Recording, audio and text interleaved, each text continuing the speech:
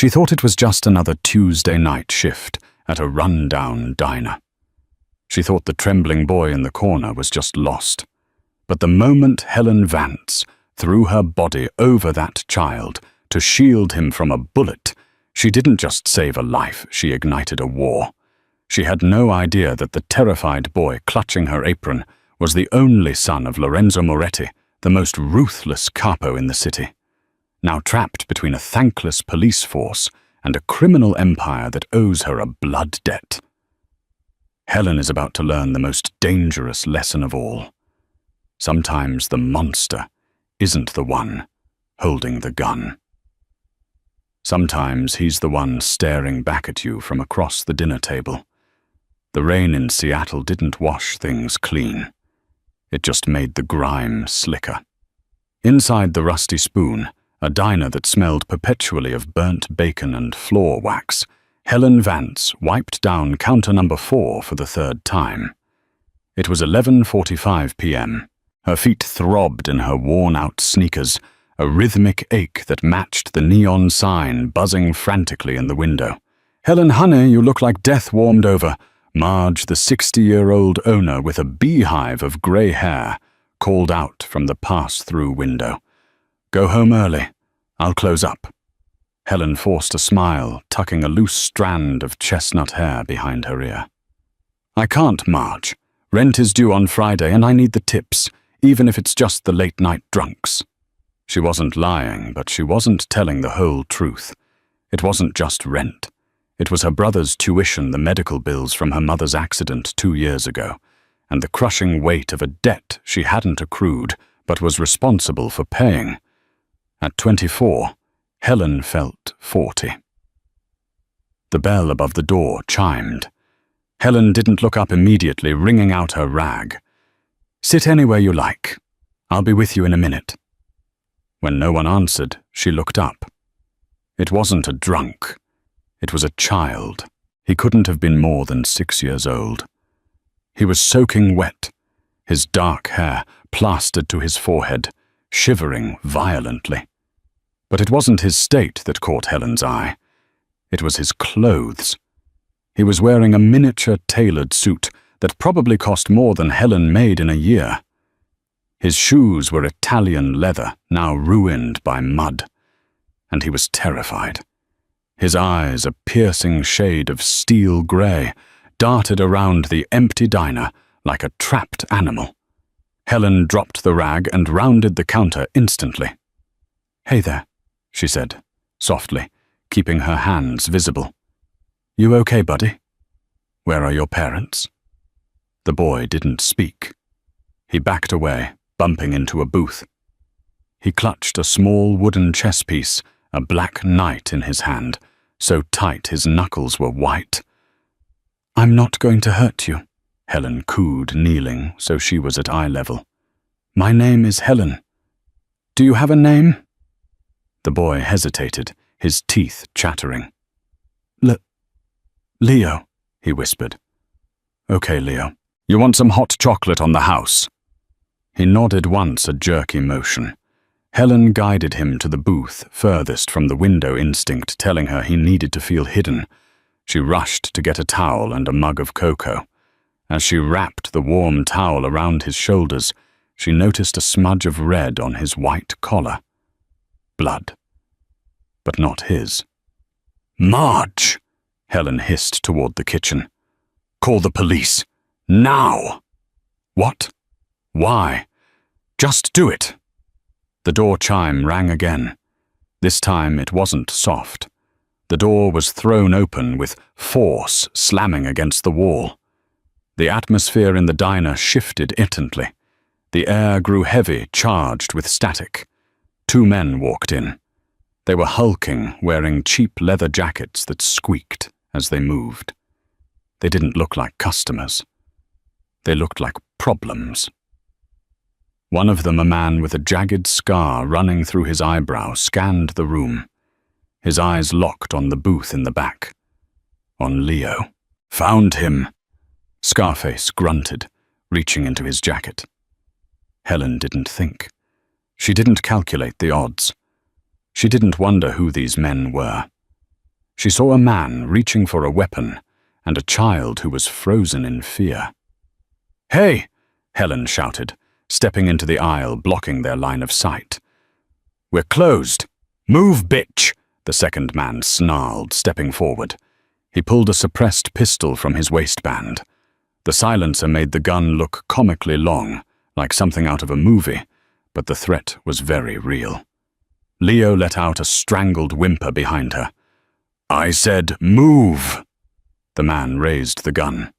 Helen turned, grabbed Leo by the collar of his expensive suit, and shoved him under the heavy oak table of the booth. "Stay down and don't make a sound," she ordered. She turned back just as the first shot was fired. Thwip! The sound was underwhelming, like a staple gun. The ketchup bottle on the table next to Helen exploded, showering her in red glass and vinegar. "No!" Helen screamed, grabbing a ceramic napkin holder and hurling it with all the force of her adrenaline. It struck the gunman square in the forehead. It didn't knock him out, but it stunned him enough to buy her 3 seconds. "Marge, back door!" Helen yelled. She didn't run for the exit herself. She knew if she ran, they would just shoot the boy under the table. She had to be the distraction. She vaulted over the counter, crashing into the coffee machines. Glass shattered. "Get the kid, I'll kill the girl!" Scarface shouted. "No!" Helen grabbed a pot of boiling coffee and, blind with panic, threw it over the counter. The man screamed as the scalding liquid hit his face. He fired blindly. A bullet tore through the display case of pies, sending lemon meringue flying. Helen scrambled on the floor looking for a weapon, a steak knife, a frying pan, anything. She heard the heavy footsteps crunching over the glass. They were coming for Leo. "Don't touch him." Helen lunged from behind the counter, wielding a heavy cast-iron skillet. She swung it with hysterical strength, connecting with the arm of the man reaching under the table. There was a sickening crunch of bone. The man howled, dropping his gun. But the second man, the one with the coffee burns, was recovering. He raised his weapon, pointing it directly at Helen's chest. His eyes were dead devoid of humanity. "You should have stayed out of it," he rasped. Helen squeezed her eyes shut, bracing for the impact. She hoped it wouldn't hurt. She hoped Leo would stay quiet. Bang! The sound was deafening. It wasn't the suppressed thwip from before. It was a cannon blast. Helen didn't feel pain. She opened her eyes. The man who was about to kill her dropped to his knees, a dark hole in the center of his chest, before face-planting into the linoleum. Helen looked toward the door. Standing in the entrance, framed by the pouring rain and the flashing lights of black SUVs, not police cars, was a man. He was tall, over 6'3", wearing a suit that made Leo's look like a knockoff. A long black wool coat hung from his shoulders. His face was sharp, angular, like it had been carved from marble, and his eyes were the exact same shade of steel gray as the boy shivering under the table. He held a smoking desert eagle in his hand, his aim steady, his expression completely emotionless. Behind him, 6 other men poured into the diner, moving with military precision. They secured the room in seconds. The man in the long coat didn't look at Helen. He walked past her, his heavy footsteps echoing, and knelt by the booth. "Leonardo," he said. His voice was deep, commanding, yet laced with a strange, restrained vibration. The boy crawled out from under the table. "Papa!" The man Lorenzo Moretti scooped the boy up into his arms, burying his face in the child's neck, for a split second, the only sign of weakness, before standing up and turning his cold gaze to Helen. Helen was still on the floor, clutching the cast-iron skillet covered in coffee grounds, pie filling, and the blood of the men who had tried to kill the child. She was trembling so hard, her teeth clicked. Lorenzo Moretti looked at the dead men, then at his son, and finally at Helen. He holstered his gun. "You," he said. It wasn't a question. Helen's voice failed her. "Matteo," Lorenzo barked at one of his men. "Check the perimeter. Make sure no one saw this." He looked back at Helen. "Did you call the police?" My boss did," Helen whispered. Lorenzo's jaw tightened. Unfortunate. He stepped closer to her, towering over her small frame. "You saved him." You threw coffee and a skillet." He looked at the unconscious man with the broken arm. "You broke his radius. He was going to shoot Leo." Lorenzo stared at her for a long, uncomfortable moment. He seemed to be dissecting her soul, looking for a lie. Then he reached into his coat pocket. Helen flinched, thinking he was going for a gun again. Instead, he pulled out a pristine white handkerchief and handed it to her. "Wipe your face, Miss Vance. Helen Vance. Miss Vance, you have my gratitude." "I don't want your gratitude," Helen said, her voice shaking, but gaining a hint of steel. "I want to know why grown men were trying to execute a 6-year-old in my diner." The room went silent. The other men in suits stopped moving. No one spoke to Lorenzo Moretti that way. Lorenzo tilted his head, a flicker of interest lighting up his dark eyes. "An excellent question. One you will have plenty of time to ask." "What does that mean?" "It means Helen Vance," Lorenzo said, signaling his men who suddenly surrounded her, "that the police are coming, and I cannot have you telling them what you saw tonight. You're coming with us." "What?" "No, I'm not going anywhere with you." Helen scrambled backward, but 2 men grabbed her arms. They weren't rough, but their grip was iron. "It is for your own protection," Lorenzo said calmly, turning his back on her as he carried Leo toward the door. "The men who sent these assassins, they don't leave loose ends, and as of tonight, you are a loose end." "This is kidnapping," Helen screamed as she was dragged toward the black SUVs. "Call it protective custody," Lorenzo replied without looking back. "Welcome to the family, Helen." The ride was silent, suffocatingly so. Helen sat in the back of the second SUV, sandwiched between 2 men who looked like they were carved out of granite.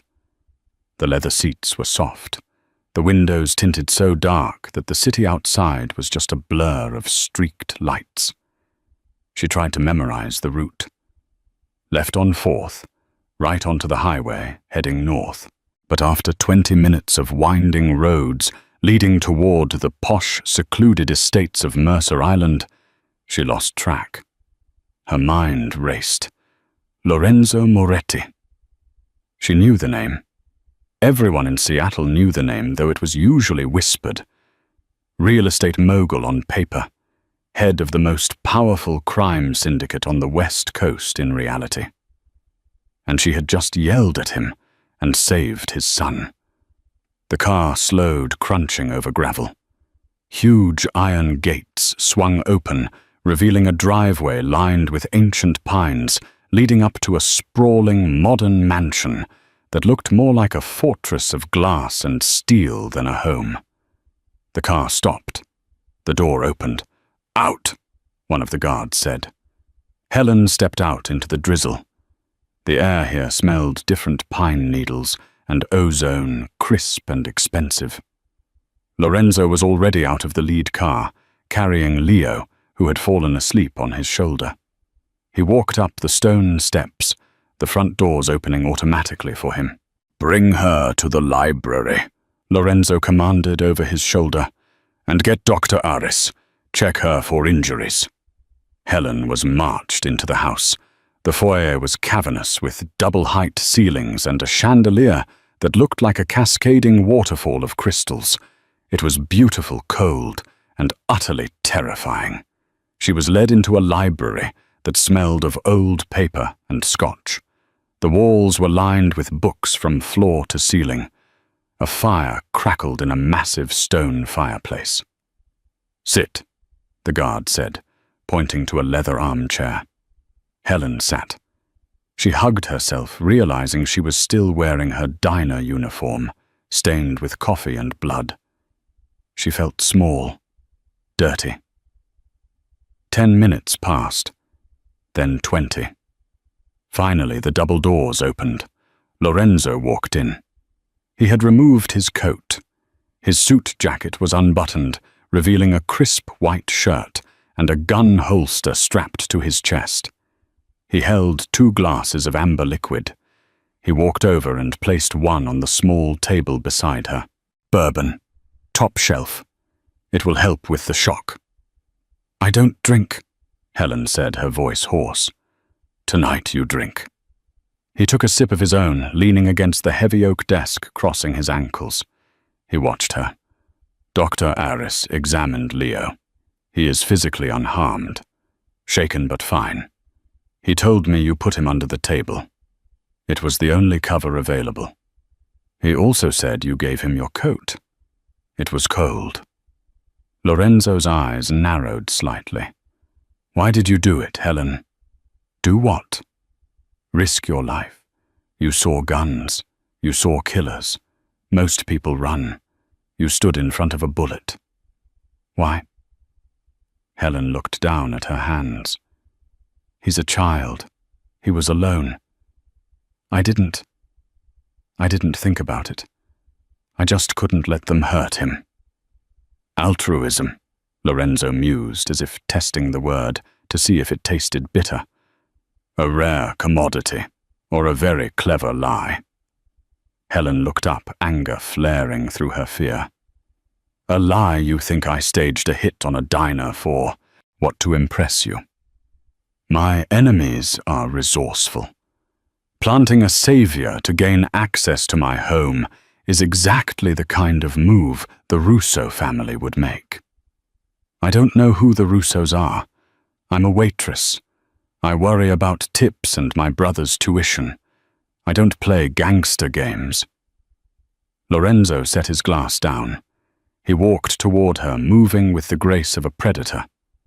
He stopped inches from her chair, placing his hands on the armrests, boxing her in. We checked your background on the ride over, he said softly. His face was so close she could see the gold flecks in his grey eyes. Helen Vance, 24. Parents deceased. Brother Toby, 19, studying architecture at UW. You have $42,000 in debt left over from your mother's surgeries. You live in a studio apartment in Capitol Hill. Helen's heart hammered against her ribs. You have no right. I have every right, he interrupted, because tonight you entered my world, and in my world knowledge is survival. He stood up straight, backing away. The men who attacked you tonight were indeed Russos. They broke a 10-year truce. They tried to take my heir. His voice dropped an octave, turning into a low growl. They will burn for it.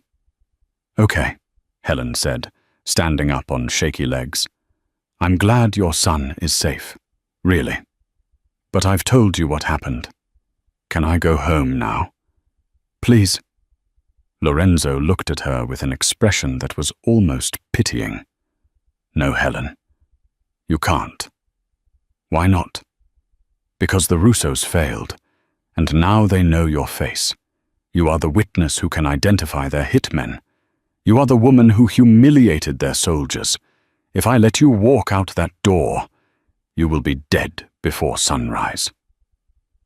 Helen felt the blood drain from her face. So, what I'm a prisoner, you are a guest, Lorenzo corrected. Until I deal with the Russo threat, you stay here, where I can see you, where I can protect you. And how long will that take? Lorenzo picked up his drink again, swirling the liquid. As long as it takes. Before Helen could argue, the library door creaked open. A small head poked through. It was Leo. He was wearing silk pajamas, now holding the black chess knight. Papa! Lorenzo's demeanor shifted instantly. The cold mask cracked. Leo, You should be asleep. I had a nightmare. The boy looked past his father and saw Helen. His eyes lit up. Helen! He ran across the room, ignoring his father, and buried his face in Helen's stained apron. Helen froze, then instinctively placed a hand on the boy's head. Hey, Leo. It's okay. You're safe. Lorenzo watched them. He watched how his son, who hadn't spoken to a stranger in 2 years, since his mother died, clung to this waitress. He watched how Helen, despite her terror, immediately comforted the child. A complicated look crossed the Don's face. Suspicion mingled with something else. Calculation. It seems, Lorenzo said quietly, that you have been promoted, Miss Vance. Promoted to what? Helen asked, looking over Leo's head. My son needs a caretaker. His last nanny quit, abruptly. I'm not a nanny. You are now, Lorenzo said, turning to leave the room. The guest wing is the 3rd door on the left, upstairs. Get some sleep, Helen. Tomorrow we go shopping. If you're going to live in my house, you can't dress like... He gestured vaguely at her uniform. That. I didn't agree to this, Helen called out. Lorenzo paused at the door. You saved a Moretti, Helen. You are responsible for him now. That is the rule. He closed the door, leaving her alone with the boy, and the fire trapped in a golden cage with the most dangerous man in the city holding the key. The next morning, Helen woke up in a bed that cost more than her entire college education. The sheets were Egyptian cotton, the pillows like clouds. For a disorienting second, she forgot where she was. Then the memory of the gunshot and the blood-spattered diner crashed back into her mind. She wasn't a guest. She was collateral damage. She found a set of fresh clothes folded on the chaise lounge, simple, elegant loungewear in charcoal grey. She changed, feeling like an imposter in the silk fabric, and tentatively opened her bedroom door. The hallway was silent. She wandered down the grand staircase, following the smell of roasted coffee. She found the kitchen a stainless steel cathedral of culinary equipment. A stern-faced woman in a crisp uniform was chopping melon. This was Mrs. Higgins, the head housekeeper. She looked at Helen with barely concealed disdain. Mr. Moretti expects you in the sunroom. Don't keep him waiting. Helen swallowed her pride. Thank you. She found the sunroom at the back of the house. It was a glass-walled enclosure overlooking a misty garden. Lorenzo sat at a round table, reading a newspaper, a cup of espresso untouched beside him. Across from him sat Leo. Between them lay a chessboard. Leo was staring intently at the pieces his brow furrowed.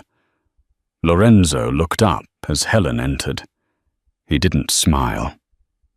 Sit, he commanded, gesturing to the empty chair. Eat. A plate of eggs and fruit was placed before her by a silent server.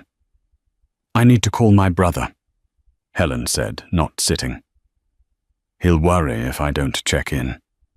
Your brother has been informed that you are taking a temporary high-paying job as a live-in companion for a wealthy family in the Hamptons. He believes you are safe and happy. Helen's jaw dropped. You lied to him. I protected him. If he knows where you are, the Russos will find him and use him to get to you. Is that what you want? Helen deflated, sinking into the chair. He had checkmated her before she'd even moved a pawn. No. Good. Lorenzo turned his attention back to his son. Your move, Leonardo. Don't hesitate. Leo's hand hovered over a bishop.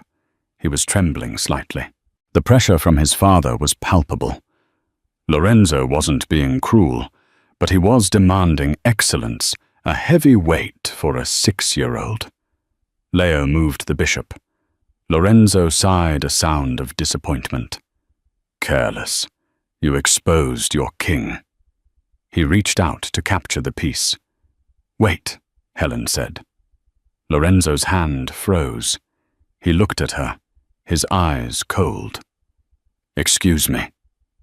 He didn't expose his king, Helen said, staring at the board. She reached over, ignoring the shock on Lorenzo's face, and pointed to the black knight Leo had positioned 3 moves ago. He's setting a trap. If you take the bishop, his knight takes your rook, and you're in a forced mate in 4 moves. Silence descended on the sunroom. The only sound was the rain tapping against the glass. Lorenzo looked at the board. He studied it.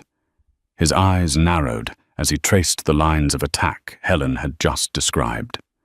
Slowly, a look of genuine surprise replaced his mask of indifference. He looked at his son. Did you plan that, Leo?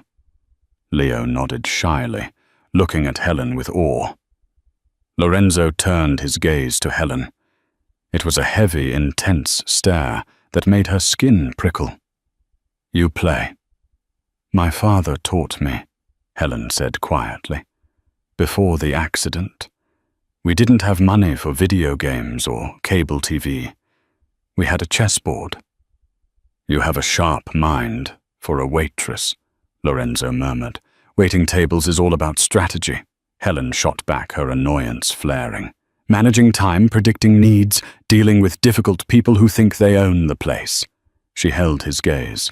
For the first time, the corner of Lorenzo's mouth twitched upward. It wasn't a smile, but it was close. Touché. Suddenly the doors burst open. A man strode in. He was younger than Lorenzo, perhaps late 20s, with slicked-back hair and a flashy, arrogant energy. This was Santino Lorenzo's younger cousin and underboss. Lorenzo, Santino barked, ignoring Helen and the child. We have a problem at the docks. The shipment was flagged. Lorenzo's face hardened instantly. The father vanished. The Don returned. He stood up. Leo, go to your room. Helen, go with him. But now... Lorenzo's voice was a whip crack. Helen grabbed Leo's hand and hurried him out. As she left, she glanced back. She saw Santino, leaning close to Lorenzo, whispering urgently. She didn't like the look in Santino's eyes. It wasn't loyalty. It was hunger. Up in Leo's room, which was filled with more toys than a department store, yet felt incredibly lonely. Helen sat on the floor with him. You're really good at chess, Leo, she said softly. Leo looked down at his hands. Papa wants me to be strong, like him. You are strong. Being smart is a different kind of strength. Leo reached under his bed and pulled out a shoebox. Inside were drawings, dozens of them. They weren't doodles, they were architectural sketches. Bridges, towers, safe houses. Did you draw these? Helen asked, stunned. The perspective was perfect. Leo nodded. I want to build safe places, so the bad men can't get in. Helen's heart broke. This child heir to a violent empire just wanted to build walls to keep the world out. Helen, Leo whispered, don't leave me, please. Helen looked at the boy who had no mother, a father who was a warlord and a target on his back. She thought of her escape plan of running away the first chance she got. She squeezed his hand. I'm not going anywhere, Leo. I promise. 2 weeks passed. The mansion, which had felt like a prison, began to feel like a fortress under siege. The tension in the air was thick. Lorenzo was gone most days, returning late at night, smelling of cigar smoke and gunpowder. Helen fell into a routine. Breakfast with Leo. Tutoring him, he was homeschooled for security. Chess in the afternoon. But she wasn't just babysitting. She was watching. She noticed things. she noticed that the security shift changed at 600 p.m. exactly. She noticed that Mrs. Higgins always left the back pantry unlocked for the delivery drivers. And she noticed Santino. Santino came by often, usually when Lorenzo was out. He would prowl the house, treating the staff like dirt. He watched Helen with a predatory gaze that made her skin crawl. One Tuesday evening, a storm had knocked out the power in the West Wing. Helen was walking down the hallway to get candles from the supply closet when she heard voices coming from the library. The door was cracked open. "He's getting weak, Marco. He's distracted by the boy. And now this girl." It was Santino's voice. "Lorenzo is cautious," another voice replied. Deep, gravelly. One of the capos. "Cautious is another word for scared," Santino spat. "The Russos are offering a truce if we give up the downtown territory. Lorenzo says no. He wants war. I say we make a deal, if Lorenzo isn't around to stop it." Helen pressed her hand over her mouth, her heart thundering in her ears. Treason. They were planning a coup. She stepped back the floorboard, creaking loudly in the silent hallway. The voices stopped. "Who's there?" Santino shouted. Helen didn't wait. She kicked off her slippers and sprinted down the hall, diving into the linen closet, just as the library door flew open. "Probably just the wind," the other man grunted. "I don't like it," Santino muttered. "Check the perimeter." Helen waited in the dark, smelling lavender detergent, trembling. She knew too much. If Santino found her, she was dead. She waited an hour before daring to move. She went straight to Lorenzo's study, but it was empty. He wasn't home yet. She went to her room, locked the door, and pushed a chair under the handle. She didn't sleep. At 2:00 a.m., she heard the heavy front door open. Lorenzo's footsteps. Helen unlocked her door and rushed out to the landing. Lorenzo was at the bottom of the stairs, unbuttoning his shirt. He looked exhausted. There was a fresh bandage on his forearm, spotting blood. "Lorenzo," she whispered. He looked up his hand instantly, going to his waist, then relaxing when he saw her. "Helen, it's late. Go to bed." She ran down the stairs, her bare feet cold on the marble. "We need to talk. Now. Not here." She pulled him into the small powder room under the stairs, the only room with no windows, and locked the door. Lorenzo looked at her, amused and slightly delirious from fatigue. "If you wanted to get me alone in a closet, Miss Vance, you could have just asked." "Shut up," she hissed. "This is serious. I heard Santino." Lorenzo's playfulness vanished. His eyes went hard. "What did you hear?" He was talking to Marco, in the library. "He said you're weak. He said the Russos offered a deal for the downtown territory. And he said they could make the deal if you weren't around to stop it." Lorenzo didn't explode. He didn't shout. He went perfectly, terrifyingly still. "You are certain it was Marco?" "Yes. I saw him leave." Lorenzo leaned his head back against the wall, closing his eyes. "Marco, my father's best friend. He held me when I was a baby." "Lorenzo, I'm sorry." He opened his eyes and looked at her. In the dim light of the powder room, the space between them felt charged. He reached out his rough hand, cupping her cheek. His thumb brushed over her cheekbone. "You are a strange creature, Helen," he whispered. "You should be running from me. Instead, you are saving me again." "I'm saving Leo," she said breathlessly. "If you die, he has no one." "Is that the only reason?" His face was inches from hers. She could smell the bourbon and the metallic tang of blood. Her heart wasn't racing from fear anymore. Lorenzo leaned in. His lips brushed hers, a feather-light touch that sent a shock wave through her body. It wasn't a kiss of possession. It was a question. Then he pulled back abruptly, grimacing as his arm shifted. "You're bleeding," Helen said, her voice shaking. "A graze. Business dispute." "Let me fix it. I have doctors." "You have a traitor in your house," Helen reminded him. "Do you want to wake up the doctor, or do you want to trust the waitress?" Lorenzo stared at her for a long moment. Then he sat on the closed toilet lid and held out his arm. "Trust the waitress."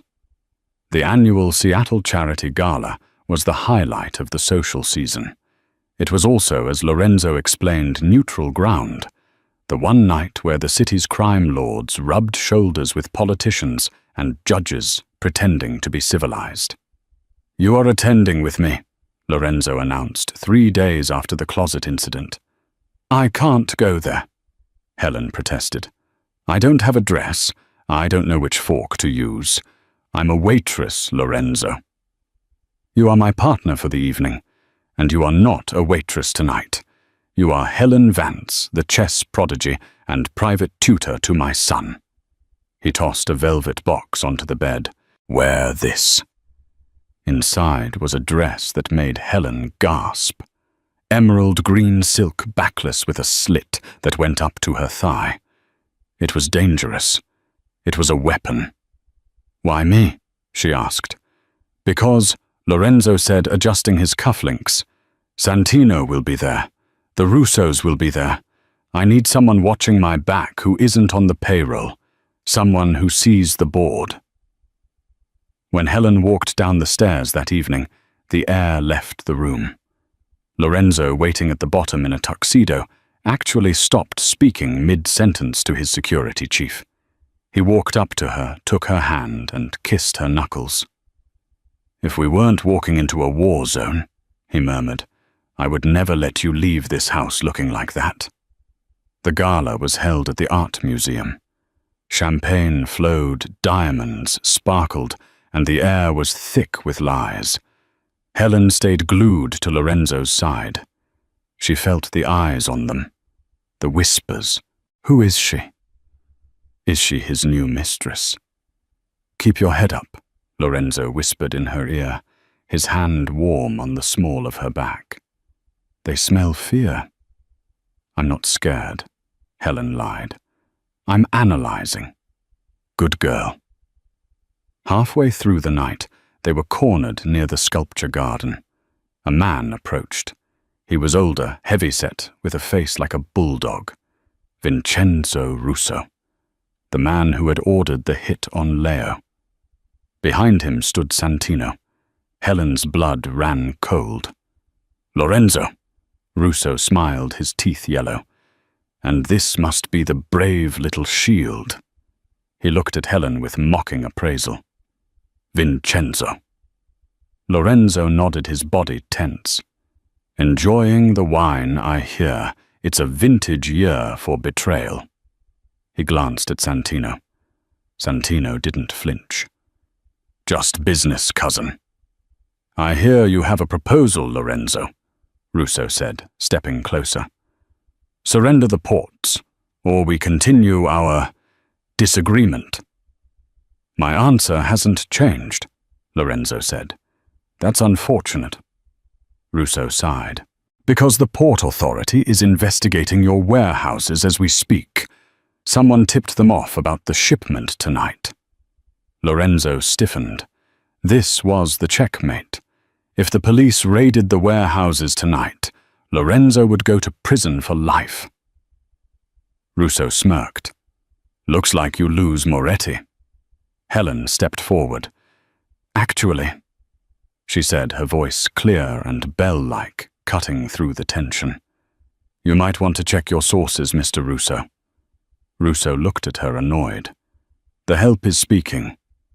"The shipment isn't at the warehouses," Helen said, bluffing with every ounce of courage she had. She remembered the architectural drawings Leo had shown her. The safe places. Lorenzo moved the inventory 3 hours ago. To the old steel mill in Georgetown. Russo's smile faltered. He looked at Santino. "Is this true?" Santino looked panicked. He didn't know.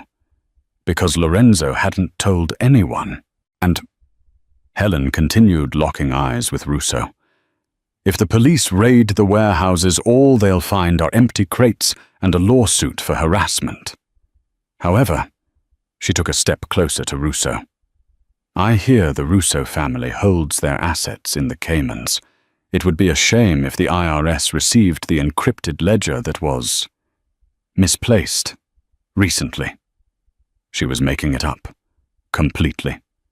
But she said it with the confidence of a grandmaster declaring checkmate.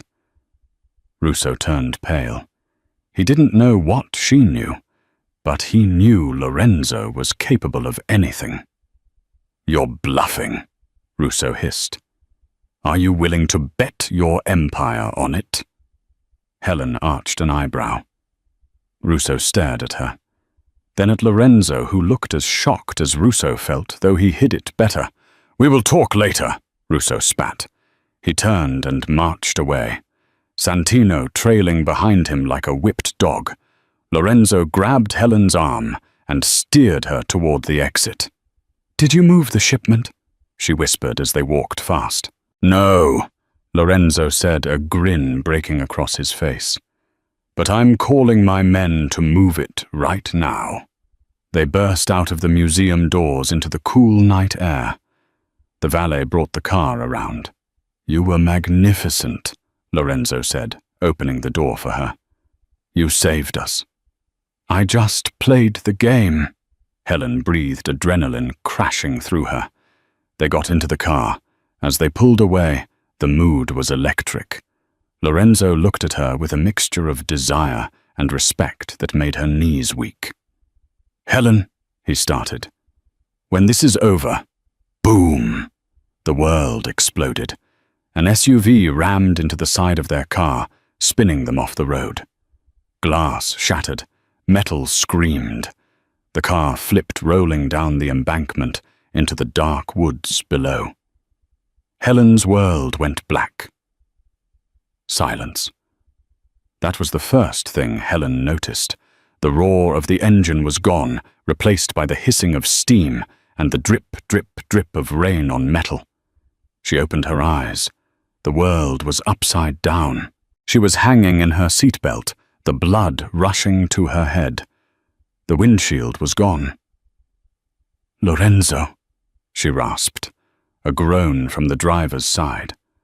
Lorenzo was slumped over his head, bleeding profusely. His door was crushed inward, pinning his left leg. "Lorenzo, wake up!" Helen fumbled with her buckle.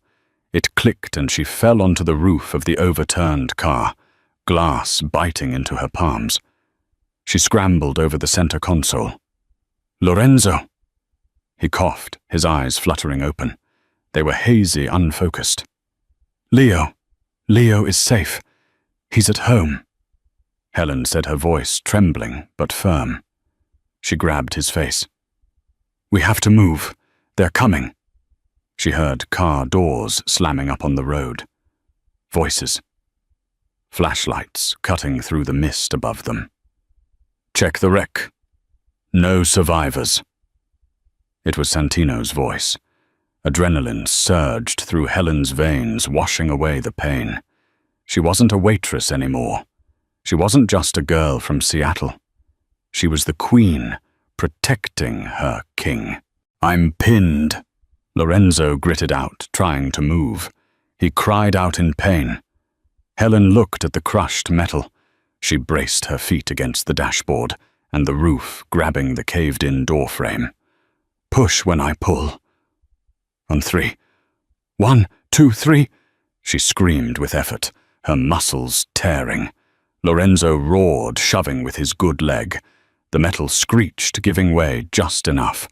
Lorenzo dragged himself free, falling onto the glass next to her. He couldn't stand on his left leg. "Leave me," he panted, reaching for his gun.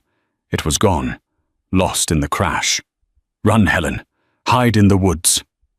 "I don't leave my family," Helen snapped. She grabbed his arm, slinging it over her shoulder. "Get up." They crawled out of the shattered windshield into the mud. The slope was steep, covered in dense ferns and pine trees. "Down there," Helen whispered, pointing to a ravine where the shadows were deepest. They stumbled down, sliding more than walking. Behind them, beams of light swept over the wreck. "They're gone," a mercenary shouted. "Track them!" Helen dragged Lorenzo through the underbrush. He was heavy, dead weight, leaning on her, his breathing ragged. "You need to know," Lorenzo wheezed. "If we don't make it, there is a safe in the library. Combination is Leo's birthday. The evidence against Santino is there." "Shut up!" Helen hissed, tears mixing with the rain on her face. "We're making it." They found shelter under the root system of a massive fallen cedar tree. It formed a small muddy cave. Helen pushed Lorenzo inside and covered the opening with fern fronds. She huddled next to him, shivering. The temperature was dropping. Lorenzo's skin was cold and clammy. Shock was setting in. "Talk to me," Helen whispered, tearing the silk skirt of her gala dress to bind his bleeding head. "Stay awake, Lorenzo. You look beautiful," he murmured, his eyes half closed, even covered in mud. "Flattery won't save you," she choked out. A twig snapped nearby. Helen froze. Lorenzo's hand instinctively went to his waist, grasping at air where his holster should be. Footsteps. Heavy, crunching boots. "I see tracks," a voice close.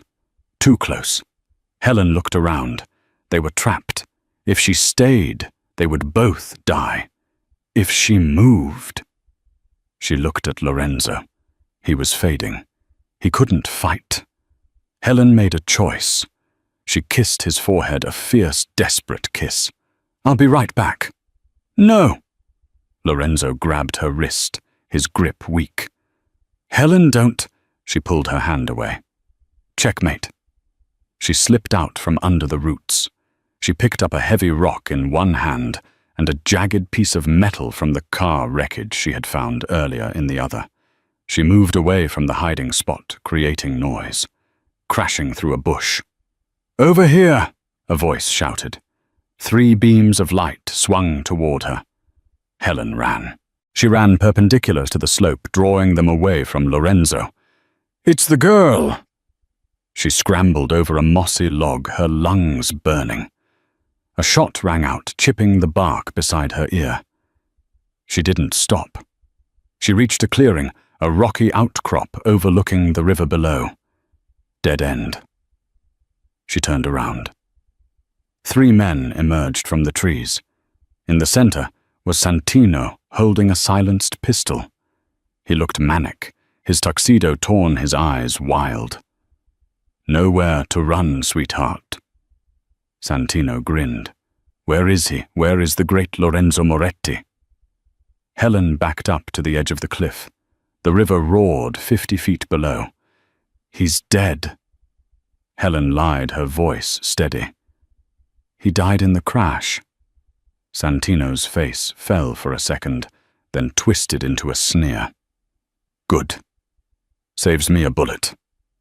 But you're a loose end."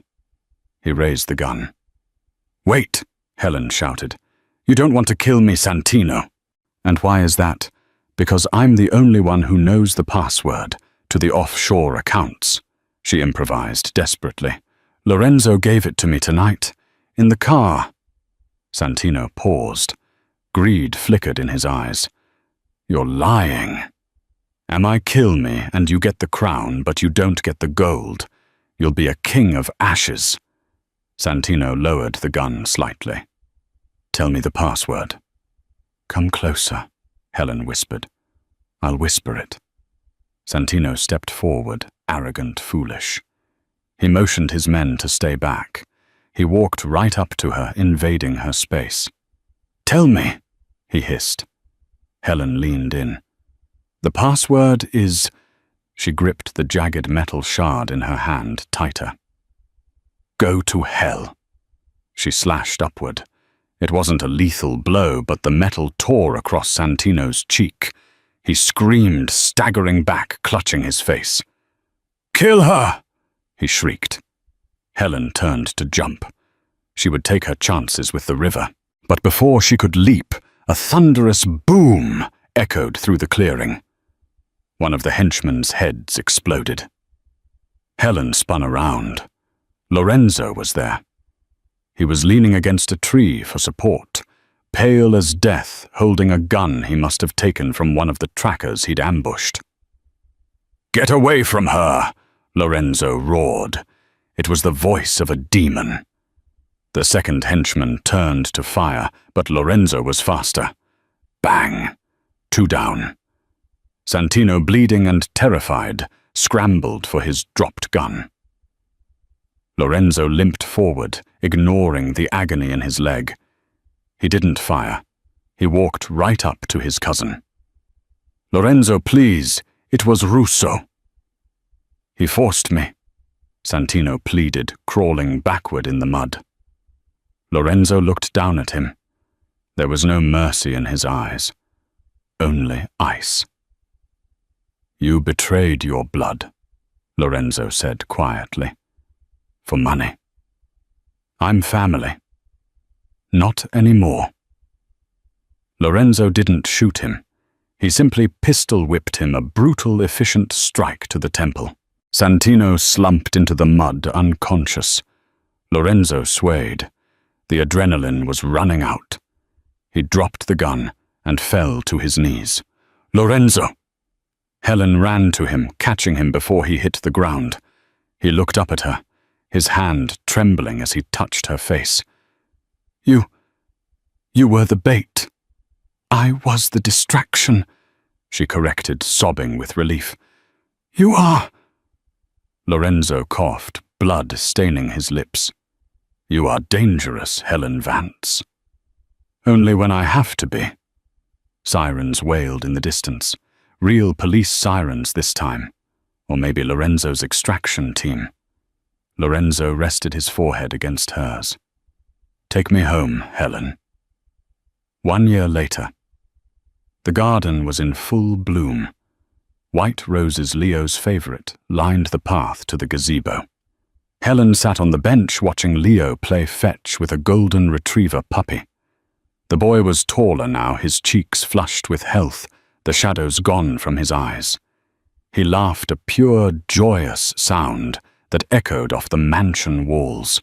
"He looks happy," a deep voice rumbled behind her. Helen didn't turn. She knew that voice better than her own heartbeat. "He is happy. He has a dog. And he just beat his math tutor in chess 3 times in a row." Lorenzo stepped into view. He moved with a slight limp, a permanent reminder of that night in the woods. But it only added to his imposing presence. He wore a charcoal suit tailored to perfection, but his tie was undone. He sat beside her, taking her hand in his. His thumb rubbed over the diamond ring on her finger, a rock so big it felt heavy, yet she never took it off. "And you?" Lorenzo asked, bringing her hand to his lips. "Are you happy, Mrs. Moretti?" Helen smiled, leaning her head on his shoulder. "I miss the diner sometimes, the smell of burnt bacon." "I can have the chef burn some bacon for you," Lorenzo deadpanned. Helen laughed. "I think I'll pass." It had been a long year. Recovery had been slow. The war with the Russos had been brutal but short. With Santino's testimony, extracted before he was permanently exiled, Lorenzo had dismantled the Russo Empire, piece by piece. Vincenzo Russo was in federal prison. The Morettis were untouchable. But the biggest change wasn't in the city streets. It was in this house. The cold, empty museum had become a home. "I have a surprise for you," Lorenzo said. "I told you no more gifts. You already bought me a library. This is different." He pulled a folded paper from his pocket. Helen opened it. It was a deed. A deed to a building in downtown Seattle. "What is this?" "The rusty spoon," Lorenzo said. "Marge wanted to retire. I bought it." Helen looked at him, eyes wide. "You bought the diner." "I'm turning it into a shelter," Lorenzo said softly. "A community center for at-risk youth. A safe place, like Leo wanted to build." Helen felt tears prick her eyes. She looked at the man who the world called a monster and saw the heart he hid so carefully. "You're going to name it after yourself," she teased, wiping a tear. "The Moretti Center for Wayward Youth." "No," Lorenzo said, looking at Leo playing in the grass. "We're calling it the Knight's Refuge." He turned to her, his grey eyes intense and full of a love that terrified and thrilled her. "Because a knight saved a king that night, and a queen saved them both." Helen cupped his face. "I love you, Lorenzo. I love you, Helen, until my last breath." He kissed her, a deep, lingering kiss that tasted of promise and peace. As they broke apart, Leo ran over the puppy, barking at his heels. "Papa, Helen, look what I found." He held up a white queen chess piece he had found in the grass. Helen took it, twirling it in her fingers. The piece that could move in any direction, the most powerful piece on the board. She looked at her husband, her son, and her home. She had started as a pawn, terrified and alone. But she had played the game, and she had won. "Come on," Helen said, standing up and grabbing Leo's hand and Lorenzo's arm. "Let's go inside. It's time for dinner." The sun set over the Moretti estate, casting long golden shadows. The gates were closed. The guards were posted, but inside, for the first time in a generation, there was no fear, only family. And that is the story of Helen and Loreno from a rainy night in a diner to the top of the criminal underworld. Helen proved that you don't need a gun to be the strongest person in the room. Sometimes you just need courage and a killer chess strategy. I hope you enjoyed this roller coaster of romance and danger. If you did, please smash that like button. It really helps the channel grow, and if you want more stories about hidden identities, billionaire romances, and unexpected heroes, make sure to subscribe and hit the notification bell so you never miss a video. What was your favorite moment? Did you think Santino was the traitor? Let me know in the comments below. Thanks for watching, and I'll see you in the next story.